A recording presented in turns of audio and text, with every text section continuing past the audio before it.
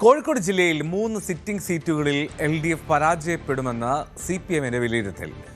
Nadapuram, Thiruvambady, Kozhikode south എന്നിവിടങ്ങളിലാണ് party അട്ടിമറി പ്രതീക്ഷിക്കുന്നത്. 3 സീറ്റുകളിലൊഴികെ മറ്റിടങ്ങളിൽ UDFന് വിജയിക്കാൻ കഴിയും എന്നാണ് കോൺഗ്രസിന്റെ കണക്കുകൂട്ടൽ. MS അനീഷ് കുമാർ ചേരുന്നു.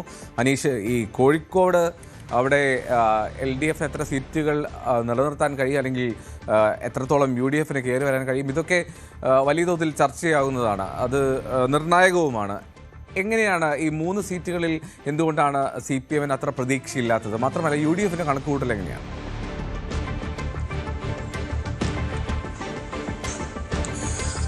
ഹെൽദോ, തിരുവനന്തപുരത്ത് ഭരണം പിടിക്കണമെങ്കിൽ കോഴിക്കോട്ടെ വലിയ വിജയം തുടർഭരണത്തിന് CPMന് അനിവാര്യമാണ്, അല്ലെങ്കിൽ LDFന് അനിവാര്യമാണ്.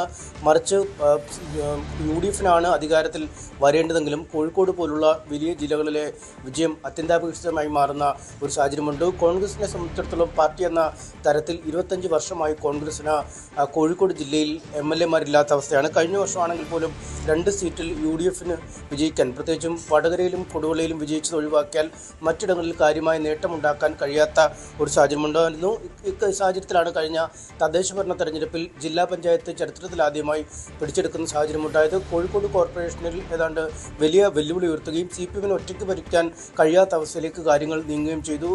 തദ്ദേശ ഭരണ സ്ഥാപനങ്ങളിൽ പഞ്ചായത്തുകൾ അടക്കമുള്ളവയിൽ വലിയ മേധാവിത്വം നേടാൻ കഴിയുകയും ചെയ്തു. ഇത്തരം ഒരു സാഹചര്യം തന്നെയാണ് UDF വലിയ വിജയം ഇത്തവണ കോഴിക്കോട് ജില്ലയിൽ പ്രതീക്ഷിക്കുന്നത്. ബേപ്പൂർ, എലത്തൂർ, പേരാമ്പ്ര ഇതൊഴികെയുള്ള മുഴുവൻ മണ്ഡലങ്ങളിലും വിജയിച്ചു കയറാൻ കഴിയുമെന്നാണ് UDF പ്രതീക്ഷിക്കുന്നത്. അതായത് 13 സീറ്റുകളിൽ 10 സീറ്റുകൾ ഇത്തവണ UDF സ്വന്തമാക്കുമെന്ന പ്രതീക്ഷയിലാണുള്ളത്. ഇതിൽ ബേപ്പൂരിൽ നമുക്കറിയാം വലിയ ആധിപത്യം CPMനുള്ള ഒരു സ്ഥലമാണ്. അൻവറിൻ്റെ സ്ഥാനാർത്ഥിത്വം ആദ്യഘട്ടത്തിൽ UDFന് വലിയ ആവേശമൊക്കെ നൽകിയെങ്കിലും പിന്നീട് പ്രചാരണ രംഗമെത്തിയോടുകൂടി മുഹമ്മദ് റിയാസ് വലിയ മേൽക്കൈ നേടുകയായിരുന്നു.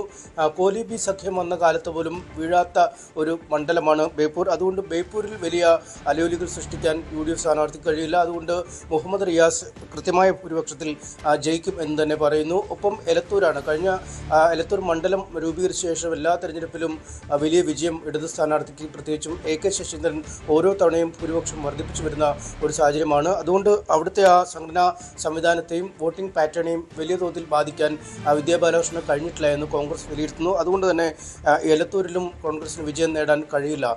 മറ്റൊരു മണ്ഡലം പേരാമ്പ്രയാണ്. പേരാമ്പ്രയിൽ വലിയ ആവേശ പ്രചാരണം നടന്ന ഇടമാണ്.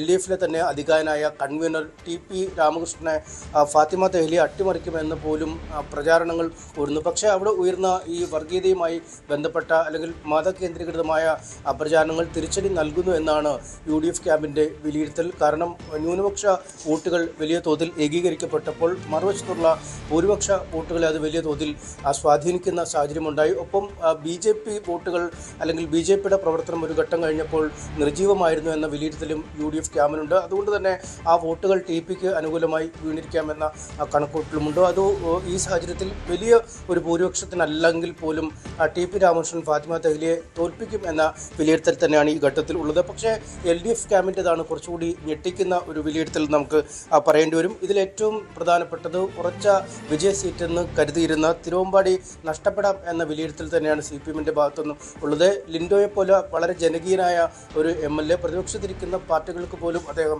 സ്വീകാര്യനാവുന്ന ഒരു സാഹചര്യം, വികസന പദ്ധതികളുമായി ബന്ധപ്പെട്ട് വലിയ ഒരു ആവേശം പ്രകടമാക്കിയ ഒരു മണ്ഡലം കൂടിയാണ് തിരുവമ്പാടി. പക്ഷേ അവിടെ സാമുദായിക ഘടകങ്ങൾ അല്ലെങ്കിൽ ഈ ന്യൂനപക്ഷ വോട്ടുകളുടെ ഏകീകരണം വലിയ തോതിൽ തിരിച്ചടിയാവും എന്ന ഒരു വിലയിരുത്തലുണ്ട്.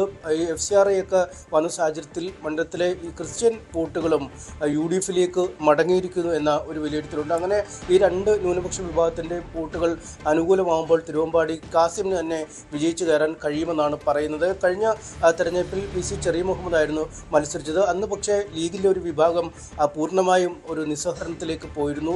ലീഗിൻ്റെ കോട്ടകളിലാണ് അന്ന് വോട്ട് ചോർച്ച ഉണ്ടാവുകയും ചെയ്തു. അതിനുശേഷം സീറ്റ് കോൺഗ്രസിന് വിട്ടു നൽകുന്ന അടക്കമുള്ള കാര്യങ്ങളെക്കുറിച്ചൊക്കെ ആലോചനകളും ഉയരുന്ന സാഹചര്യമുണ്ട്. പക്ഷേ ഇതിനൊക്കെ ഒടുവിലാണ് വിശദമായ ചർച്ചയ്ക്ക് ശേഷം ലീഗ് തന്നെ തിരുവമ്പാടി സീറ്റ് നിലനിർത്തിയത്. എന്തായാലും അവിടെ മുൻകാല ഭിന്നതകൾ മറന്ന് ഇരുപക്ഷവും ഒറ്റക്കെട്ടായി പ്രവർത്തിച്ചു എന്ന് വേണം ഈ ഘട്ടത്തിൽ വിലയിരുത്താൻ. എന്തായാലും അത് തന്നെയാണ് ഒരുപക്ഷെ ഏറ്റവും വലിയ അട്ടിമറി എന്ന് നമുക്ക് പറയേണ്ടി വരിക. ശരി, നിയമസഭാ തെരഞ്ഞെടുപ്പിൽ ഈ പ്രവാസി വോട്ടുകളുണ്ടായിട്ടുള്ള ഇടിവും മുന്നണികളെ ആശങ്കയിൽ ആഴ്ത്തുന്നുണ്ട്.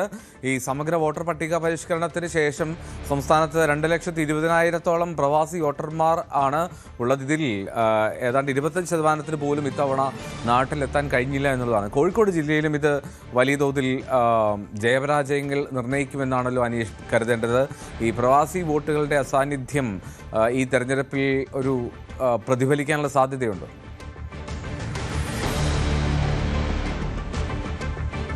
തീർച്ചയായും നേരത്തെ നമ്മൾ പ്രതീക്ഷിക്കപ്പെട്ടിരുന്ന ചില മണ്ഡലങ്ങളുണ്ട്. അതായത് കുറ്റ്യാടി, പേരാമ്പ്ര, നാദാപുരം പോലുള്ള ഇടങ്ങളിൽ വലിയൊരു തിരിച്ചടി LDF-നുണ്ടാവും എന്ന് കരുതിയിരുന്നു. പക്ഷേ അവിടുത്തെ വോട്ടുകളെ ഈ പ്രവാസി വോട്ടുകൾ കാര്യമായി സ്വാധീനിച്ചിരിക്കാം എന്നൊരു വിലയിരുത്തൽ കൂടി വരുന്നുണ്ട്. 2,23,558 പ്രവാസി വോട്ടുകളാണ് സംസ്ഥാനത്ത് ആകെ ഉള്ളത്. ഇതിൽ ഏറ്റവും കൂടുതൽ വോട്ടുകൾ ഉള്ളത് കോഴിക്കോടാണ്. 57,679 വോട്ടർമാരുണ്ട്. കണ്ണൂരിൽ 52,163 വോട്ടർമാരും. ഇതിൽ നമ്മൾ പരിശോധിച്ചാൽ പ്രവാസി വോട്ടർമാർ 1000-ലധികം ഉള്ള 47 നിയമസഭാ മണ്ഡലങ്ങൾ കേരളത്തിൽ എമ്പാടുമുണ്ട്. പക്ഷേ കോഴിക്കോട് ജില്ലയിൽ അത് 5-6 ഇടങ്ങളിൽ ഉണ്ട് എന്ന് നമുക്ക് പറയേണ്ടി വരും. അതിൽ ഏറ്റവും കൂടുതൽ പ്രവാസി വോട്ടർമാരുള്ളത് നാദാപുരം മണ്ഡലത്തിലാണ്. അവിടെ 16,002 വോട്ടർമാരുണ്ട്.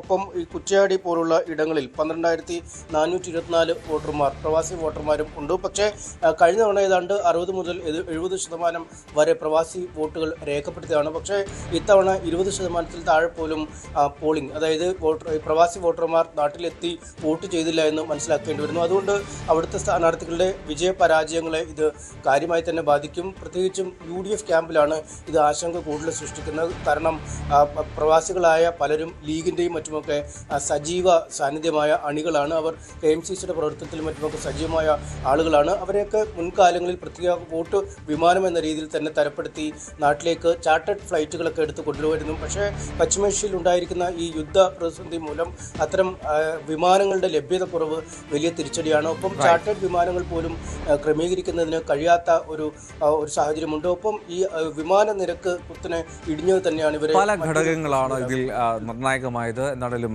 ഈ പ്രവാസി വോട്ടർമാരുടെ വോട്ട് എത്രത്തോളം സ്വാധീനിക്കുമെന്നുള്ളത് കാത്തിരിക്കാം മെയ് 4-ാം തീയതി. കൂടുതൽ വാർത്തകൾക്ക് News 18 Keralam YouTube channel subscribe ചെയ്യുക.